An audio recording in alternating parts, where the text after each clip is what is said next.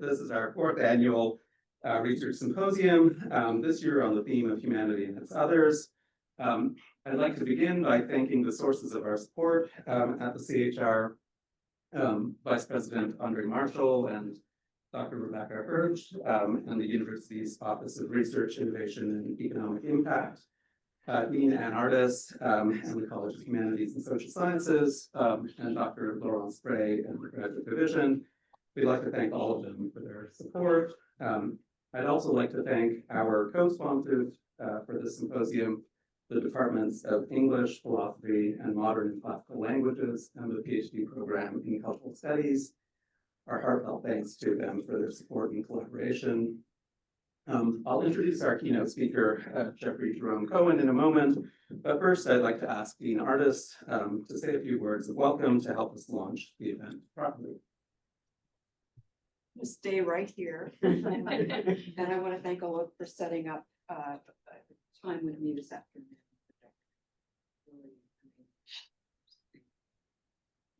You guys are here. You are doing intellectual work in the humanities today, tomorrow. Thank you. I originally heard me say this. I said this to a global affairs symposium recently. Where we are now was to me a whole lot like with son was 5. I was director of a university honors program. It was the day I got a contract in Cambridge for my second book. And I remember holding that piece of paper and thinking, wow, the world has just changed incredibly profoundly and forever. So you are here doing intellectual work in the humanities. Jeffrey Cohen is here, rock star that he is, to set the whole 18 plus hours off to a really good start. Thank you for being here. Thank you for how you live your hopes and doing the work that you do and teaching you to do everything. Don't take it for granted. We need to be in this for the long game. Thank you. And I'll just echo a little bit of what Anne just said. In this time of multifaceted attacks on the values and work of higher education and of authoritarian pressure on the values, institutions, and procedures of democratic, civil, and political life, the critical and cultural work of humanities scholarship seems to us to be even more important than in ordinary times, and we're grateful for the support we've received and continue to receive from the leadership of the university. I'm very pleased to introduce our keynote speaker for this year's symposium, Jeffrey Jerome Cohen, Dean of Humanities and Foundation Professor of English at Arizona State University. Jeffrey Cohen has made signal contributions to scholarship in medieval studies, monster theory, and environmental humanities. From the start, his work has been concerned with boundaries, margins, border areas, and the ways in which the center and the margins are mutually constitutive of each other. A border crossing dynamic is apparent in the way Cohen's work has spread out across the 3 fields he's cultivated, and in the ways that his work has bound these 3 fields together. But what is most striking about his work in the context of our theme of humanity and its others has been the way in which he has consistently situated human concerns within a larger than human universe, a cosmos made up of things spiritual, animal, vegetable, and mineral, and of vital forces, imaginings, and temporalities that stretch far beyond the bounds of human experience. This sense of a larger than human universe motivates his work on medieval culture, on monsters and monster theory, and on eco-criticism and environmental humanities.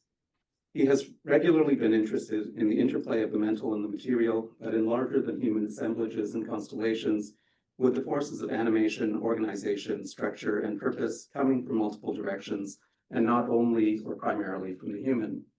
The critique of humanism and of the category of the human is, of course, a notable strand in structuralism and post-structuralism, and in Cohen's work, it has played a central rather than a subsidiary role, not only as argument, but also as informing orientation and sensibility.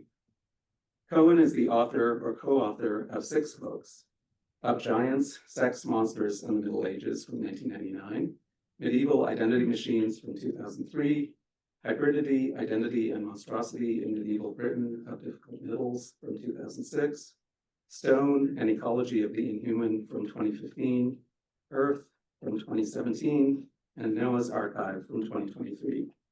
He is also the editor or co-editor of more than a dozen volumes, including such seminal collections as Monster Theory, Reading Culture from 1996, The Post-Colonial Middle Ages from 2000, Prismatic Ecology, Eco-Theory Beyond Green from 2013, and the Cambridge Companion to Environmental Humanities from 2021. A collaborative mode of scholarship is evident in many of these works. I think after writing Stone, An Ecology of the Inhuman in 2015, he announced that this would be his last single-authored book, and maybe he's sticking to that. But he developed this mode of collaborative work originally in the medieval studies group blog called In the Middle that he started in 2006, and that ran intensively for a dozen years and eventually drew to a close in 2022. After a long stint in our neighborhood at George Washington University, he has been Dean of Humanities at Arizona State University since 2018, where, among other initiatives, he has continued to foster collaborative scholarship through the longstanding Arizona Center for Medieval and Renaissance Studies and the Race Before Race Symposia sponsored by the Center since 2019. We're very glad to have him in dialogue with us this afternoon for his keynote talk titled Monsters at the Margin, and through the day tomorrow for the program of panels featuring our colleagues, faculty, and doctoral students that makes up the rest of the symposium. The CHR Symposium is meant to be a continuing reflection on and discussion around our annual theme, and we hope that many of you will be able to join us in person tomorrow with Jeffrey Cohen and our panelists and moderators in the same building next door in room 1202. We'll be gathering tomorrow at 9 a.m. and continuing through till 4 p.m. Join us for the whole symposium if you are able, or whatever part of the day works for you. I won't say anything more right now about our symposium theme, but we'll let Jeffrey lead us into it in his own chosen way through his talk, and then look forward to our discussion afterwards and to picking up right again tomorrow with him, with our panelists, and with all of you. With that, please welcome our speaker, Jeffrey Cohen.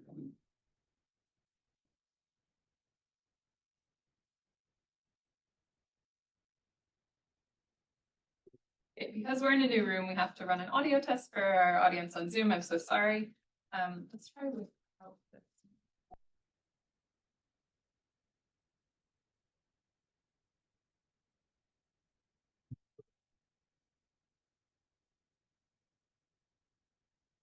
Okay, can you hear us?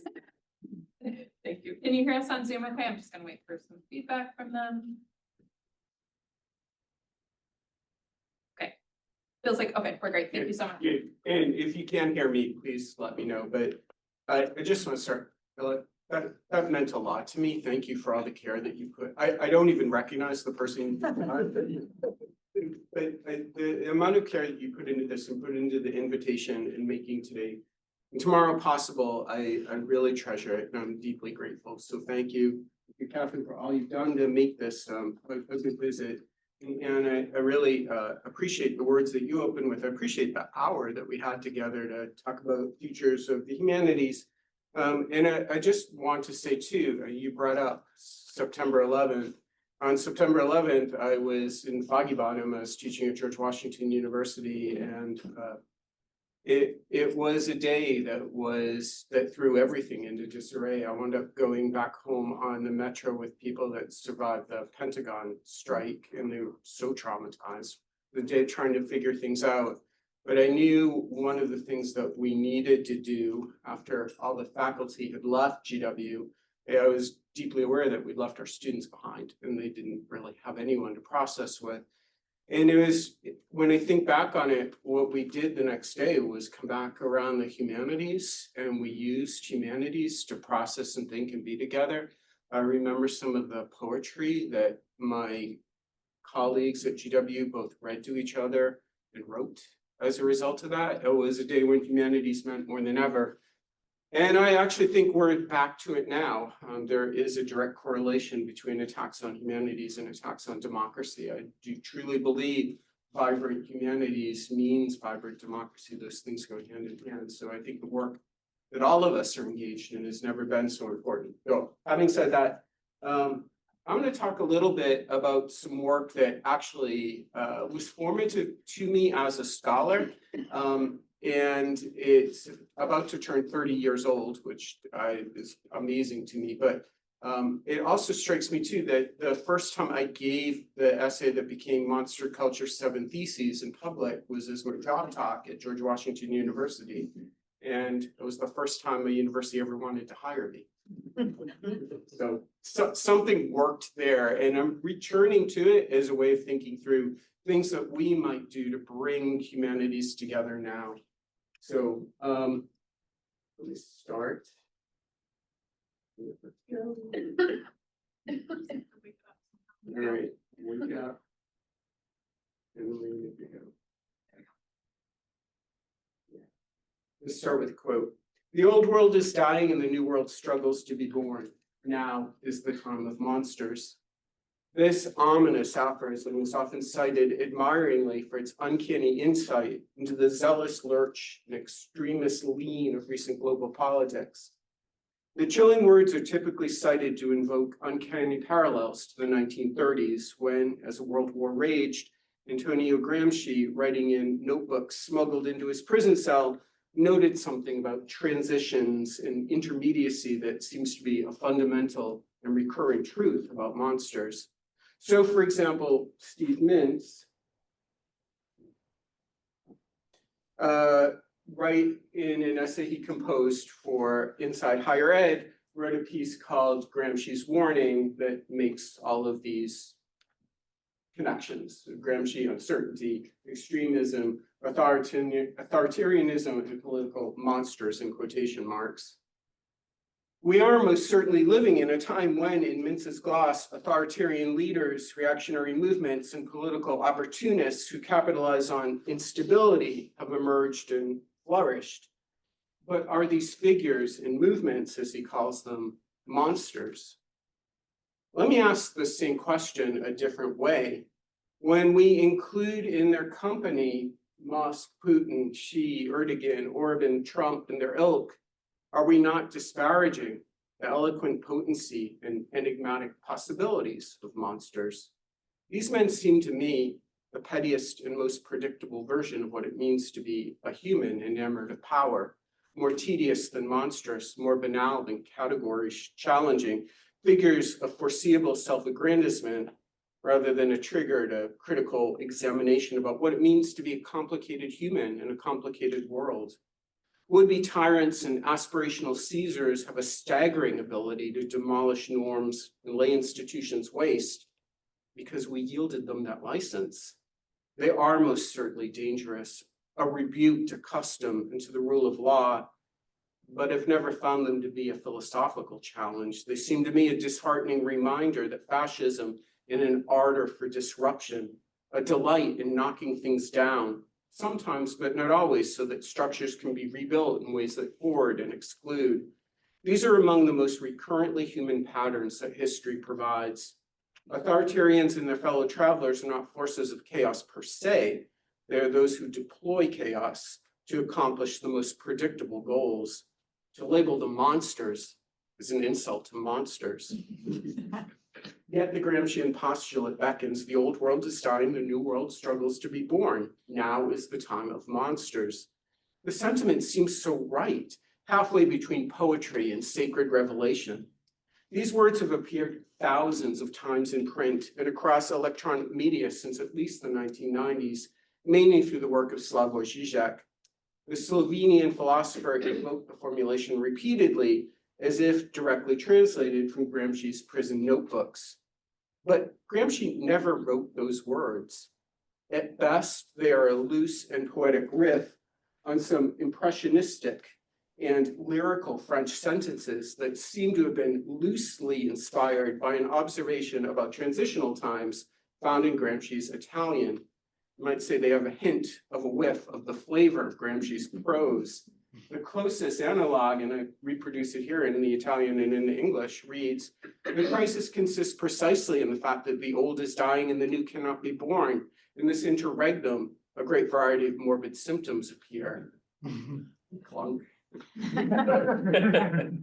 There's nothing about, it's right, it's right, but there's nothing about that that stirs the imagination. There's nothing about that that even has monsters emerging.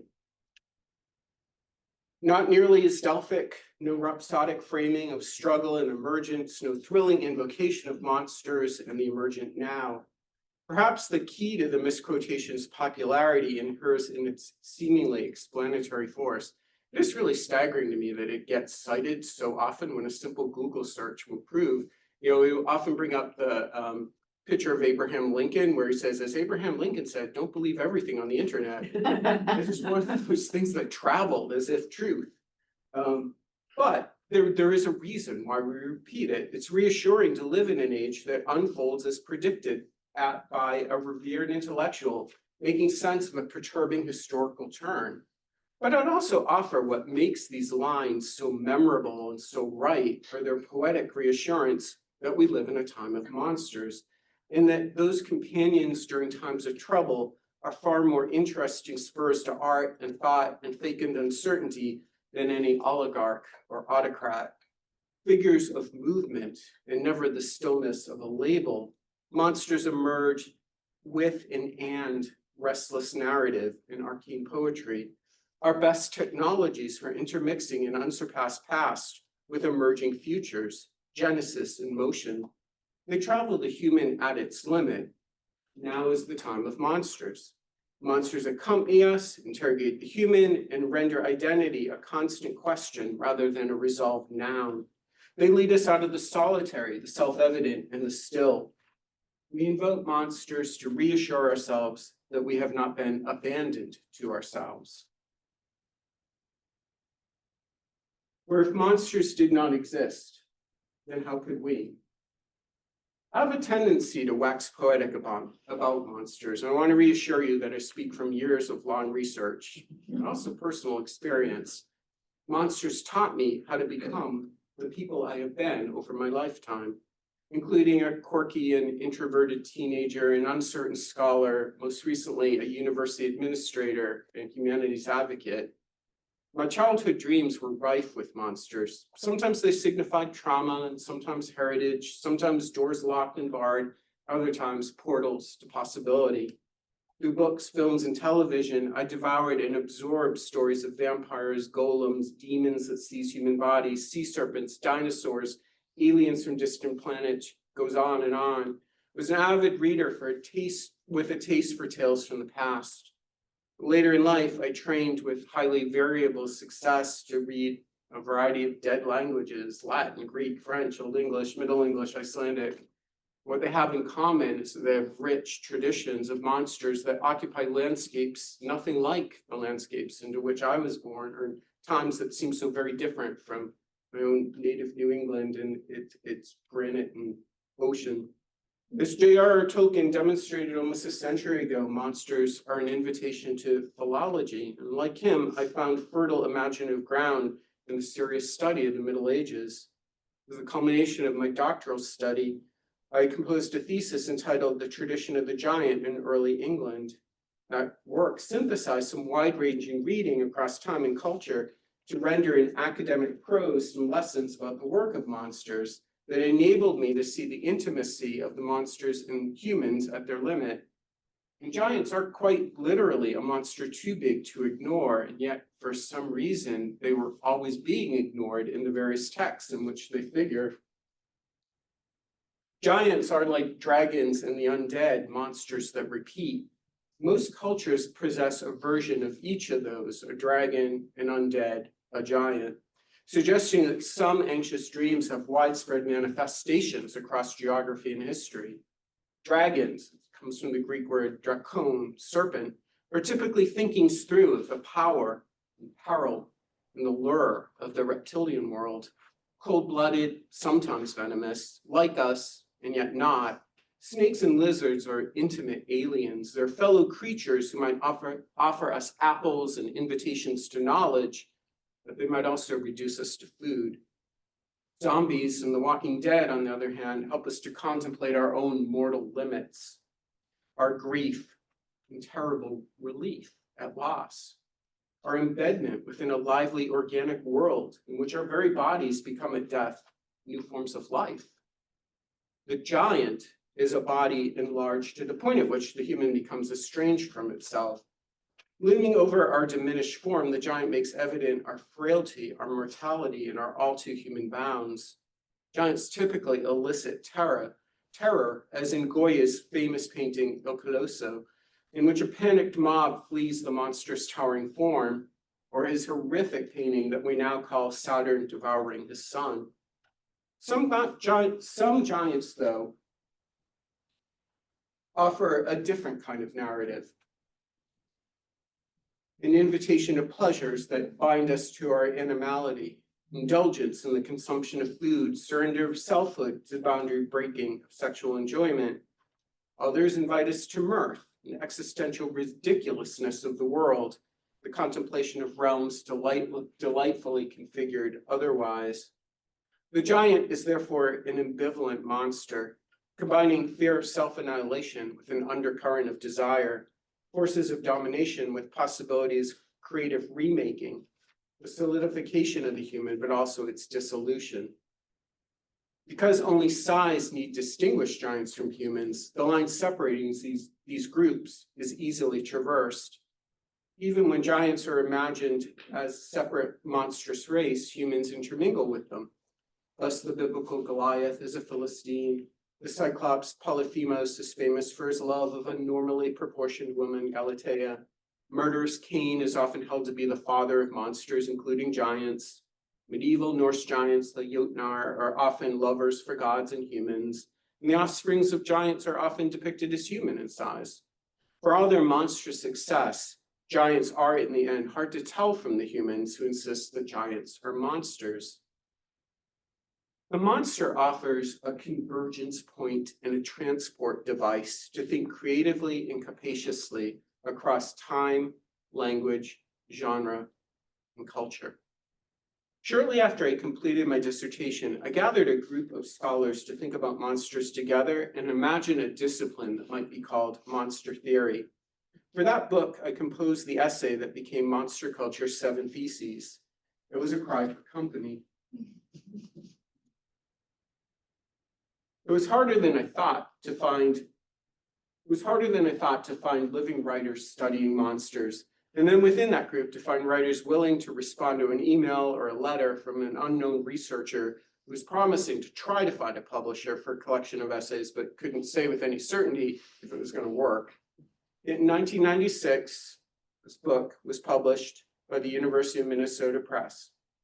My aim in putting it together was to gather a community of collaborators and assert the value of the study of monsters to the understanding of the human, both at its limit and within its heart. Nearly 3 decades after its initial publication, monster theory remains in print, generating penetrating new scholarship within a field it helped to launch as one of many parents. Monster Culture's 7 Theses, the essay I wrote for it, has had an especially lively reception, thriving in registers as varied as first-year writing classes, blogs, podcasts, internet memes, a spur to art and academic analyses with thousands of citations on Google Scholar. The essay has been translated into Portuguese, Spanish, French, German, Italian, Japanese, Hungarian, and in hundreds of cases across the internet, simpler English. There are so many, it breaks my heart. I think it was that I was a young scholar and I was very defensive, and I actually catch a glimpse of it. Writing defensively, I recently wrote a list of tough words for monster culture. There's so many words that I put in there that a person needs a dictionary to be next to in order to get through. And I understand, like, doing humanities work should be hard, and we should invite people to do hard work. Not everything should be instant access, but the fact that there are hundreds of easy versions of the essay I wrote on the internet is a rebuke to me. I stand behind public humanities. We should try to reach wide audiences. That's something I've come to realize later. The impact of the essay in the book as a whole has been cross-disciplinary, and I recently just tried to compile trying to think through a new edition of the book for it at 30 years, the many disciplines that it has touched. I came up with something like 74 of them, and it was everything under the sun.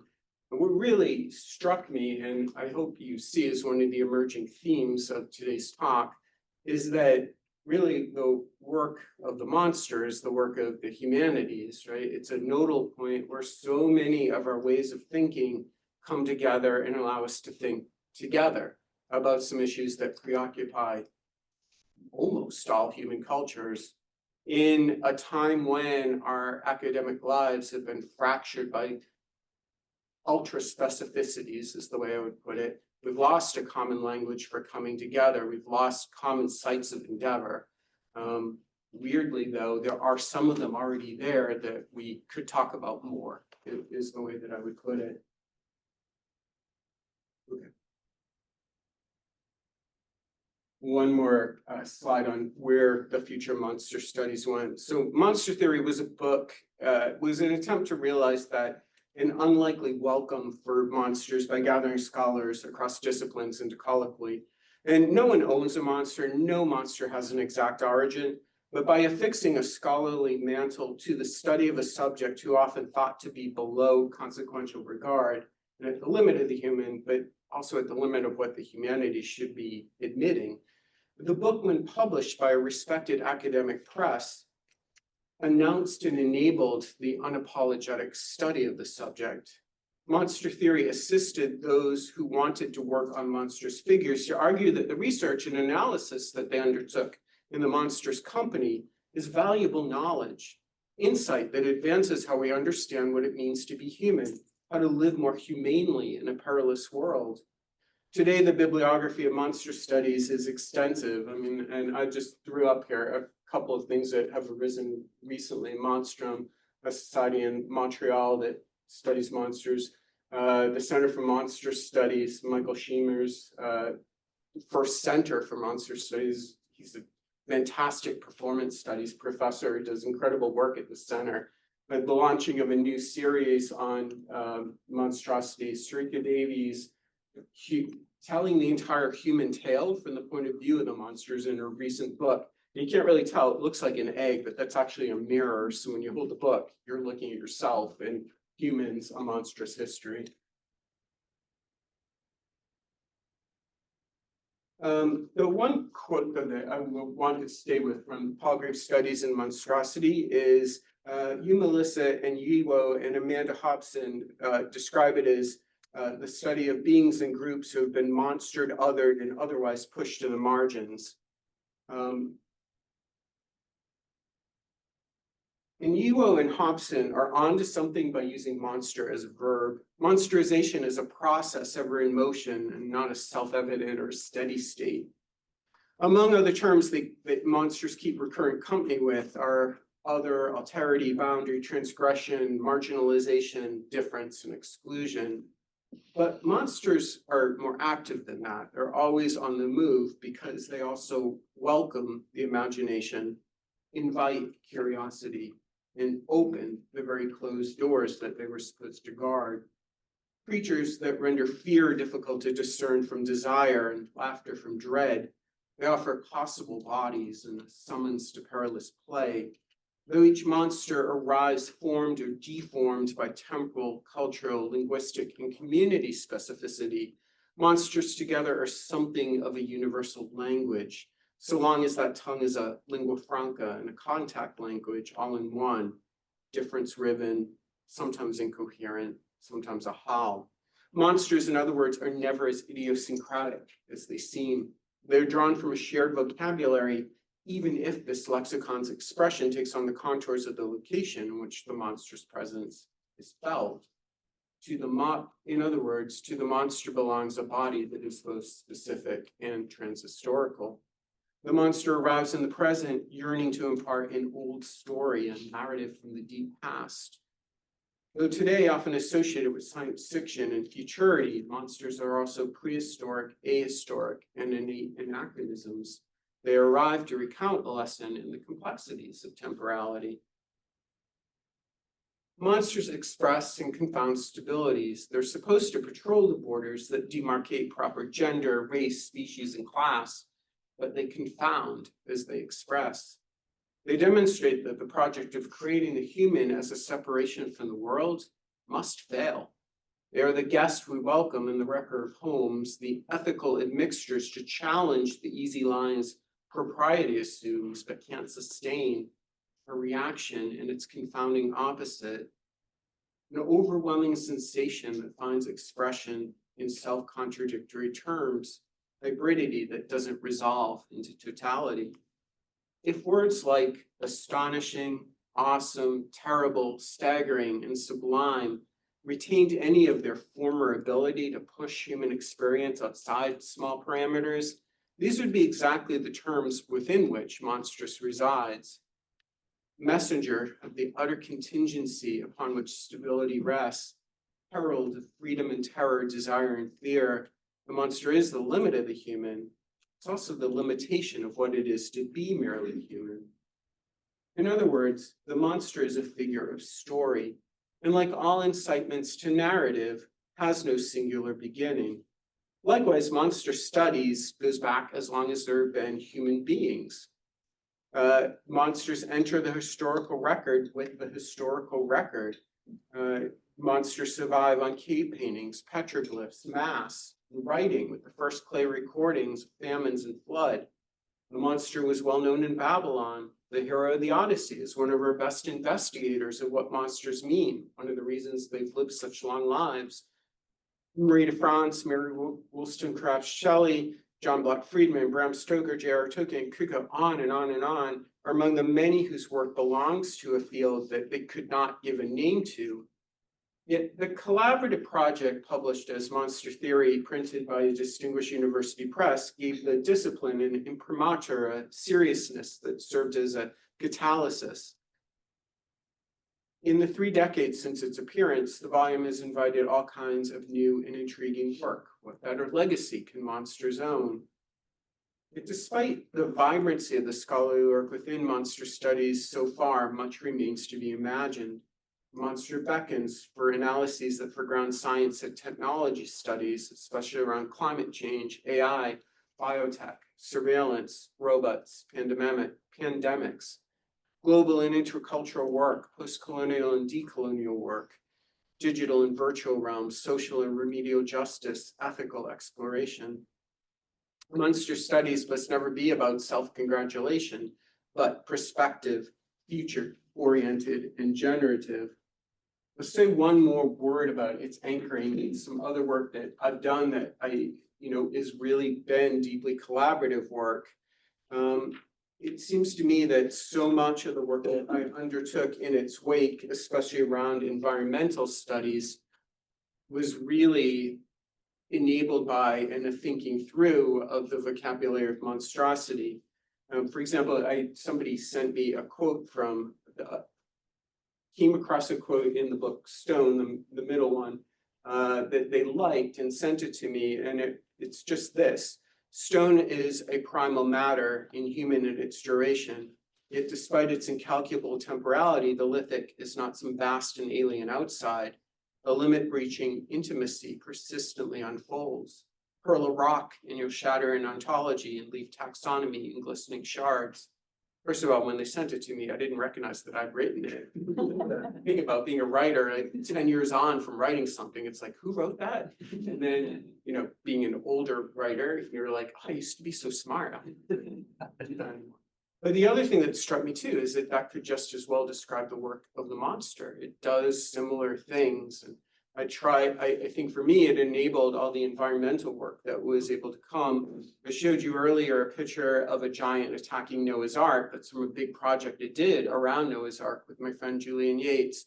Really, that project is about who we welcome, how, when we say that we're conserving things, who are we excluding? What does refuge really look like? And it's always a story about monsters.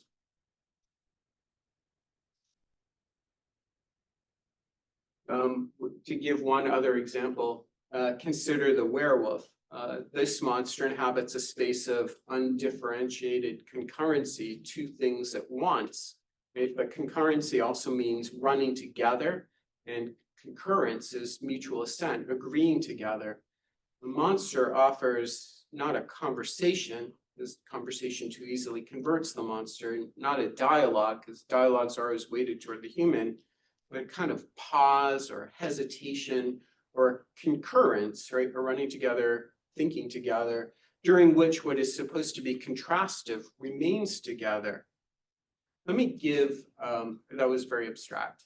And that was intentionally the most philosophical and abstract. And the part with, like, if you were to diagram all the words in it, there'd be a list of hard and annoying words. But he did that intentionally to set up the next part, which I think might show how this works. I began this talk by arguing that autocrats are too human to be monsters. I want to loop back and examine another limit case that illustrates the monster in motion and at the limit. It involves an animal that seems to be something more than an animal, a creature that should be easy to classify and contain, and it keeps acting like something more than itself.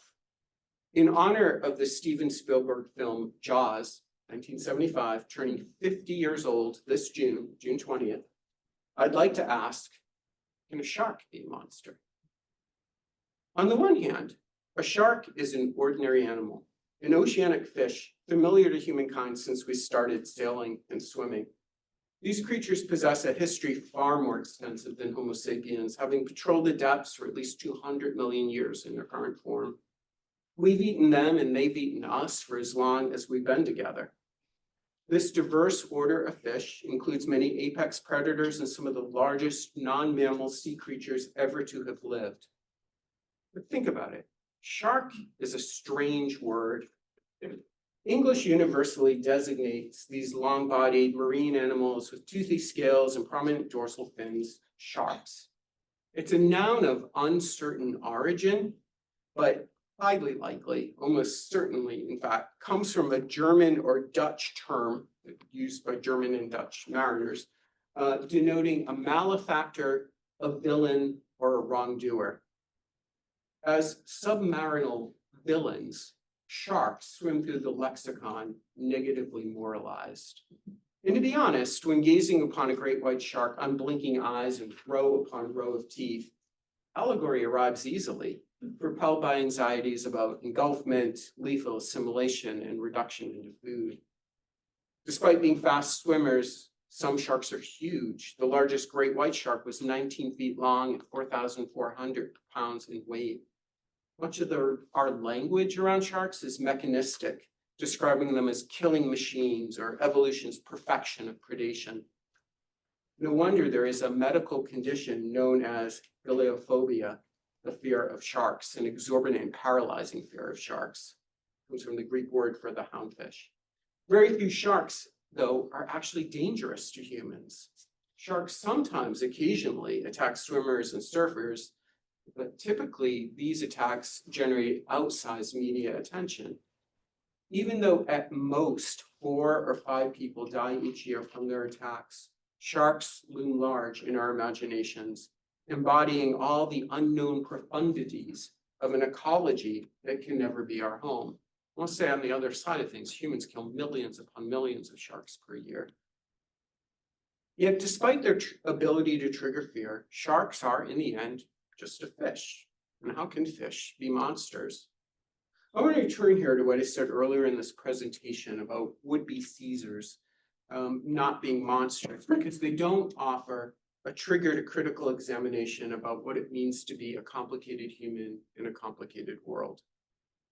Autocrats are too human to be monsters, so sharks must be, in turn, too bestial, too fishy. Maybe.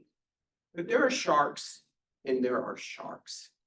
Most sharks are ordinary creatures of the sea, classified within the division Selachii. And this is the biological shark, as affixed by taxonomy to a branch of a diagram in a book. It's every secret reduced to orderliness, domesticated into what we know. Biological sharks get immobilized on the dissection table or trapped in aquarium tanks. They are in fact fairly harmless companions rather than malefactors. But there are also sharks that move through the world and through our anxious narratives, no less real than their siblings, but freed from the rules that are supposed to govern nature and tame the environment into predictability. Biological sharks are at best monsters in the cryptozoologic sense, meaning real animals mistaken to be as monsters but revealed as natural. Were biological sharks to go extinct, the world would suffer irremediable loss, but humans would endure. The shark on the move, though, the creature that brings thoracic engulfment and bodily disintegration crashing upon the human, is a true monster in motion. If these sharks did not exist, well, how could we? The archetypical shark as monster narrative is no doubt Steven Spielberg's 1975 Jaws. How many people have seen this movie? How many times? I like you.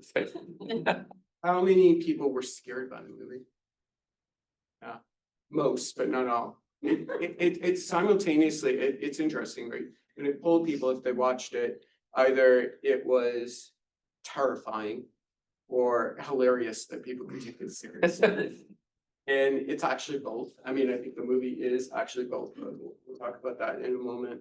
It's based on a novel by Peter Benchley. He also wrote the first draft of the screenplay. And Peter Benchley famously apologized for having written Jaws because he thought that it set up the massacre of sharks and fear that followed. Not quite right. I think sharks were being harvested on an industrial scale for food no matter what. But he apologized for making people so afraid of them. Jaws was at the time of its release, the first real summer blockbuster. So the first real summer blockbuster features a monster in it, or a monster shark. The film's iconic posters depict an enormous shark's head, open mouth full of teeth, speeding upward to engulf a young woman swimming across a deep sea. Not surprisingly, then, Jaws begins exactly as you'd expect from a teen monster thriller. In a beachside town, adolescents explore the limits of the permissible through indulgence in sex and alcohol and drugs. Their joy in their bodily freedoms is shattered by a monster who intrudes from the world's edge to devour them in a way that seems like a moral punishment. For example, after a few beers by a fire, a young woman swims naked in the sea, beckoning a man to join her as prelude to other enjoyments. As he fumbles with his clothing by the shore, she's devoured by an unseen creature. And this is the interesting part, whose ominous point of view the audience is made to share. A force that engulfs and makes vanish, leaving behind only a bloody trace as a warning. This monster endangers relationships, shatters families by ingesting the young. This is the monster that polices the borders of possible, punishing those who break custom and containment. It's a familiar story effectively depicted through tense underwater and water level cinematography, as well as a famously anxiety-inducing soundtrack. As we move into the second half of the film, the young and their fears are left behind. Now the film wonders about the intimacy of monsters and men in that extremely gendered sense of the word. To avenge the death of her young son, a mother who believes the police have failed to keep the town safe places a bounty on the shark's corpse. This incentive to wealth steers a steady food supply into the shark's jaws as the creature starts to feed on the inept bounty hunters. The film unwinds, as Frederick Jameson made clear in a famous article, into an allegory about the violence of capitalism, consumerism, and commodity consumption. Chief of Police Martin Brody, Shire, the hero of the story, finds himself drawn to his own limit by a simultaneous desire to keep the community safe, especially his own boys, and to provide for his family by not losing his job, which will happen if he closes the beaches, and also his phobia of being on open water, which fills him with this phobic dread throughout. Now, the film's also more complicated than that. Jaws is actually a version of Moby Dick with a shark instead of a whale. And instead of Ahab, a veteran named Quint, dragged to the ocean floor by the larger-than-life creature to which he has affixed his obsessions, his fate, and his harpoon. Jaws is as well a human versus marine monster tale that goes way back to narratives like Jonah and his swallowing whale, Odysseus against Scylla and Charybdis, St. Brendan on the floating island. There's lots of these tales. Jaws is also a story of a man from the concrete jungle who fears the sea in the same way that he seems to fear what man he's capable of becoming. Manly heroes need their inhuman oceans, stoic embrace of royal depths. As the film moves from its focus on teenagers in danger to Chief Brody's journey to embrace his role as forceful enforcer of order against sharkly predation, we watch him reject the values of the mayor and the city council as they seek to maximize summer profits at human expense. In time, Brody teams up with marine biologist Matt Hooper, Richard Dreyfuss, to discover how science and the law can unite so that they can forge new roles for baby boomer men like them. Brody and Hooper learn, that is, to embrace and transform their inheritance, the heroic masculinity of the greatest generation, as embodied in sea captain, shark hunter, and World War II veteran Quint, the Ahab figure.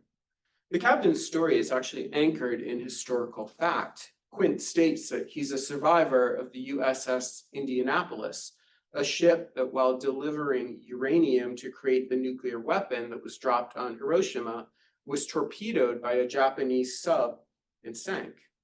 Quint narrates a historically accurate tale of loss that includes devastation of the survivors by sharks who devour the men in the open sea. When Brody and Hooper are left on a sinking ship after Quint has been devoured by a shark, Brody figures out how to relive the sinking of the Indianapolis with a much more circumscribed outcome, blowing up the shark rather than detonating an atomic bomb over a Japanese city. In so doing, he successfully navigates a version of domestic manhood that might work circa 1975, powerful, unafraid, white, patriarchal. There's really nothing new about it, except that this time around, the clear human enemies at scale that war provides have been focused on more domestic stories. The shark teaches Brody how to be the man he needs to become, to leave behind the hesitant version of himself who fears water and self-assertion. Jaws begins as a teen monster movie and ends as a hero's journey with all the cliche that genre brings. The film is in some ways far less scary once the clearly mechanical shark begins to be featured. The crew dubbed the shark, and it was never a full shark, it was really just the head. They called it Bruce. It was always breaking down on set, so it was a source of great frustration. But even, and I would say this as someone who's watched the movie several times recently, there's something about the shark's relentless mechanicity that still works, even though you know it's fake. There's no shark that's like that. And yet, even the scene of Quint sliding into its mouth is pretty hard to watch. You laugh, but it's a laugh that you're not sure how to feel at that moment. You feel something that's very strong.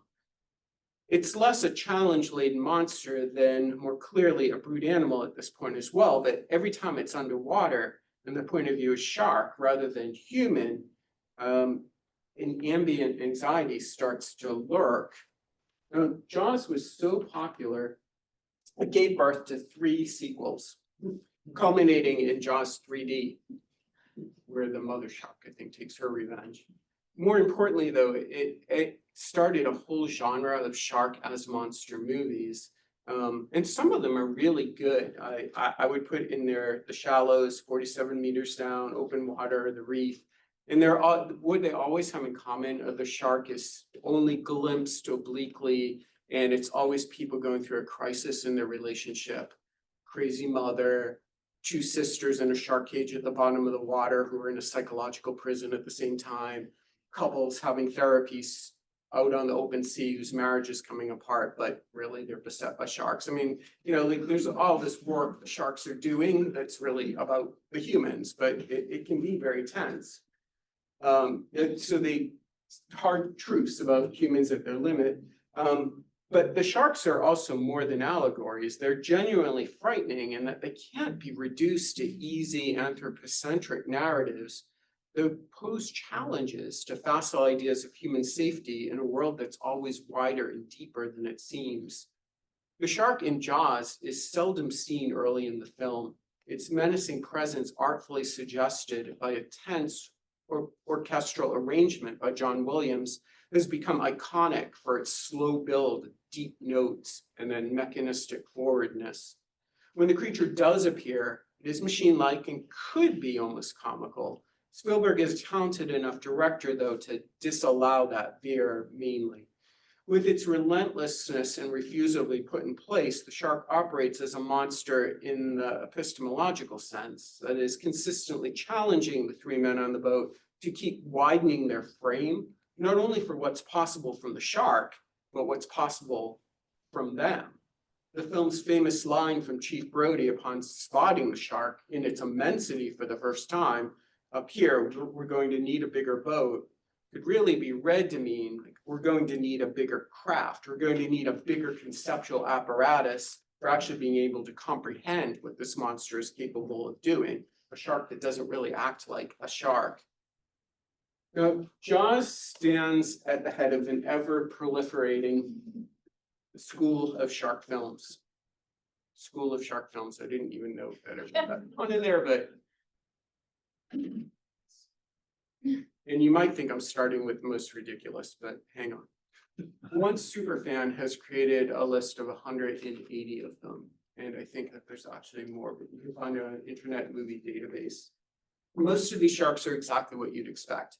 Hostile dwellers of the ocean depths who intrude into human stories to intensify relations between humans and the world, but also between humans and each other.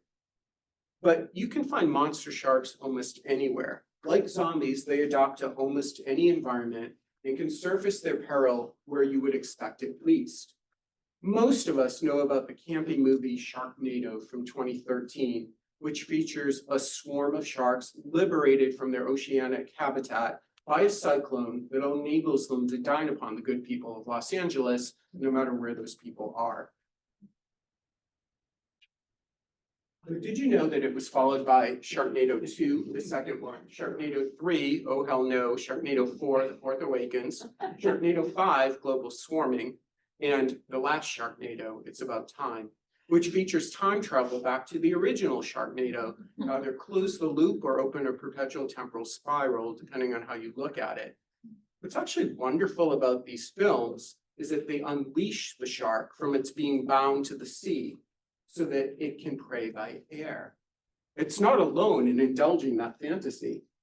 Sky Sharks 2020 is about Nazi experiments to create flying sharks unleashed when a secret lab is discovered in Antarctica and the creatures of the Third Reich accidentally are unfrozen.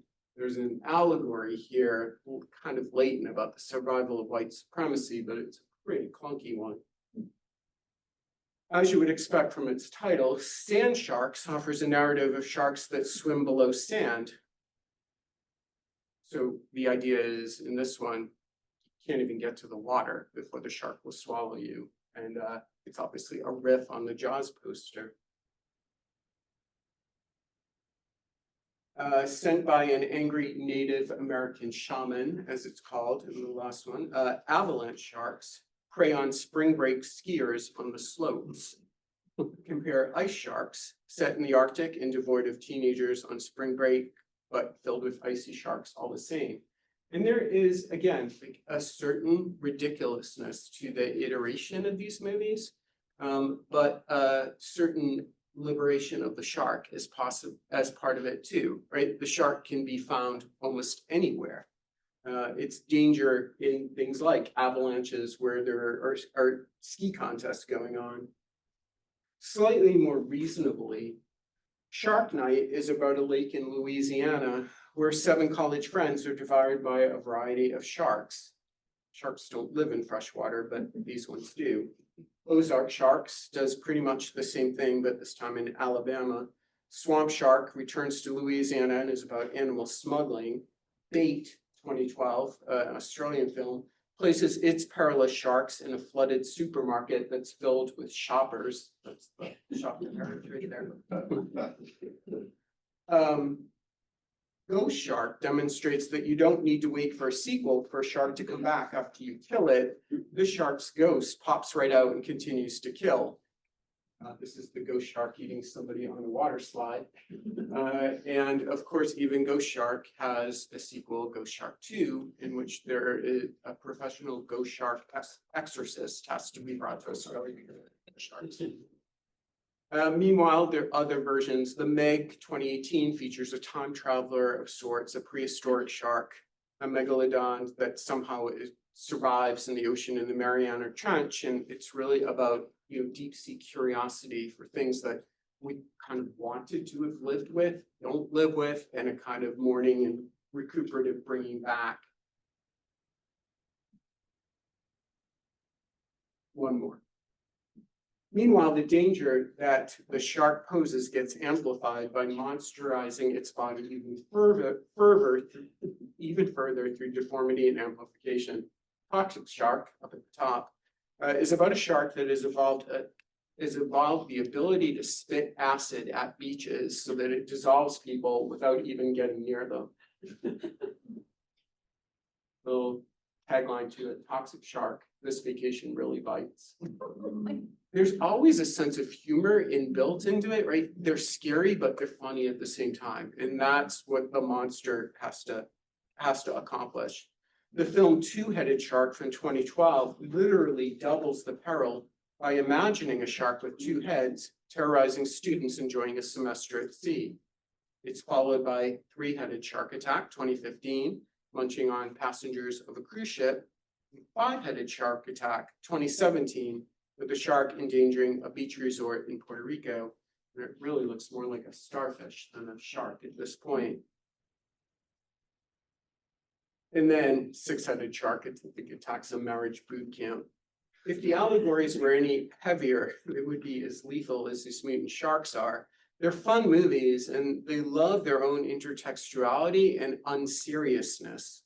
When one of the characters in Five-Headed Shark Attack declares, "Great whites don't kill people in boats. What's next? They're going to fly through tornadoes."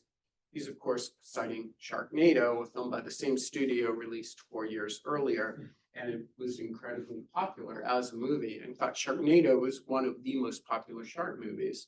And it really was in thinking about how it is that the shark lives on in the imagination and the human desire to liberate it so that it can do things like scare us when we're eating at restaurants, descend on our homes, come up through the sand, come up through the snow, sharks everywhere. Why do we want to live in a world that is so populated with the shark as figure? Right? These are not sharks in any real sense of the world.